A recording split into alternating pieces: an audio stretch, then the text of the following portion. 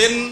ইয়াতাহান্নাফ এর তরজমা ইবনে হাজার আসকালানি রাহিমাহুল্লাহ অনেকে বলেছেন ইয়াতাহান্নাফ, অর্থাৎ ইব্রাহিম আলাইহিস সালামের যে দ্বীনে হানিফ ছিল, ওই দ্বীনে হানিফের উপরে তিনি অটল থাকতেন, অবিচল থাকতেন। সমাজের বিভিন্ন অপরাধ, এগুলোর যে আপনার কি বলে এটাকে, এগুলোর যে ছোঁয়া, এগুলোর যে আঁচ, এগুলো নবীজি সাল্লাল্লাহু আলাইহি সাল্লামের গায়ে তিনি লাগাতে দিতেন না, বরং তিনি হেরা গুহায় গিয়ে আল্লাহর ইবাদত বন্দেগী করতেন।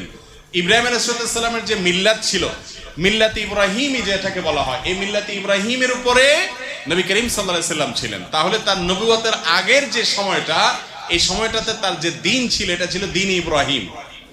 কোন দিন ছিল? তার বাবা পূর্বপুরুষ ইব্রাহিম আলাইহিস সালামের দিন এবং মিল্লাতের উপরে ছিলেন, এবং সেই মিল্লাত, সেই আকীদা এবং সেই মানের উপরে থেকে তিনি গারে হেরায় গিয়ে আল্লাহ তাআলার জিকির, আল্লাহর স্মরণ